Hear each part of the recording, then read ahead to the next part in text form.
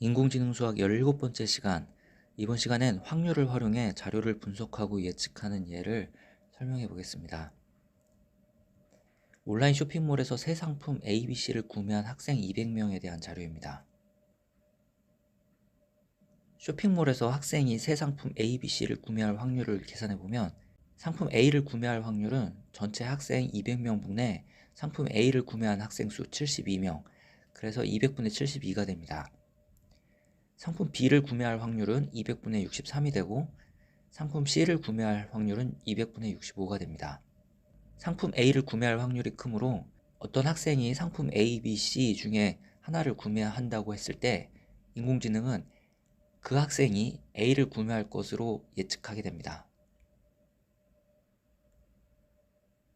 1학년 학생이 새 상품 A, B, C를 구매할 확률을 계산해 봅시다. 1학년 학생은 총 41명이므로 1학년 학생이 상품 A를 구매할 확률은 41분의 16이고 상품 B를 구매할 확률은 41분의 11이 됩니다. 상품 C를 구매할 확률은 41분의 14가 됩니다.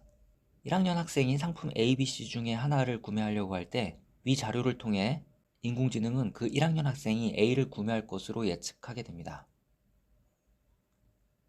학생의 성별에 따라 구입한 상품으로 표를 정리해보면 남학생 111명이 상품 A, B, C를 구매한 내역과 여학생 89명이 상품 A, B, C를 구매한 내역으로 다음 표를 만들 수 있습니다.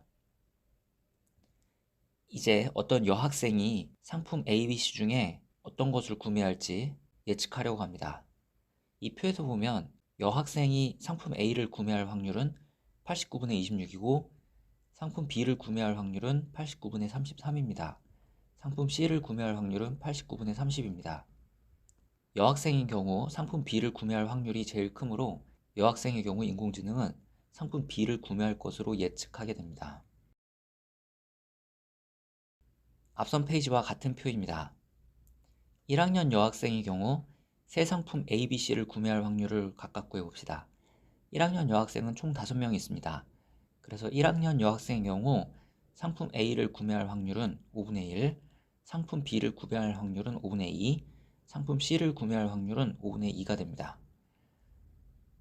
이 결과만 보면 인공지능은 1학년 여학생의 경우 B 또는 C를 구매할 것으로 예측하게 됩니다. 그런데 자료가 많지 않아서 위 결론은 신뢰하기 어렵습니다. 이럴 때 다음과 같은 방법을 씁니다. 1000명의 학생이 새 상품 ABC를 구매한다고 가정하고 그중 1학년 여학생이 각 상품을 구입할 경우를 확률을 통해 계산합니다. 이때 상품을 구매하는 학생의 학년과 성별은 서로 영향을 주지 않는다고 가정합니다. 먼저 상품 A를 구매할 학생 수를 구해봅시다. 총 1000명 중에 상품 A를 구매하는 학생에 대한 비율은 200분의 72이므로 1000명에 곱하기 200분의 72를 구하면 상품 A를 구매할 학생 수를 구할 수 있습니다. 이 상품 A를 구매할 학생 수에 1학년일 비율을 곱합니다. 그리고 상품 A를 구매하는 학생들 중에 여학생일 비율을 곱해서 1000명 중에 1학년이면서 여학생이 상품 A를 구매할 학생 수를 계산합니다. 같은 방법으로 1000명 중에 상품 B를 구매할 학생 수는 다음으로 계산할 수 있습니다. 여기에 상품 B를 구매하는 학생 중에 1학년일 비율을 곱하고 또 상품 B를 구매하는 학생들 중에 여학생인 비율을 곱합니다. 그래서 1000명 중에 상품 B를 구매하는 1학년이면서 여학생인 학생 수를 계산합니다. 상품 C를 구매할 학생 수도 같은 방법으로 구합니다. 1000명 중에 상품 C를 구매할 학생에 대한 비율을 곱하고 상품 C를 구매하는 학생 중에 1학년인 비율을 곱합니다.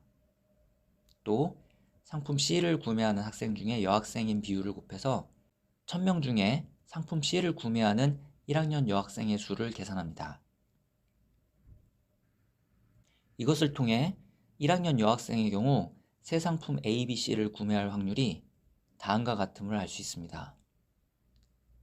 따라서 1학년 여학생의 경우 인공지능은 그 학생이 상품 C를 구매할 것으로 예측하게 됩니다.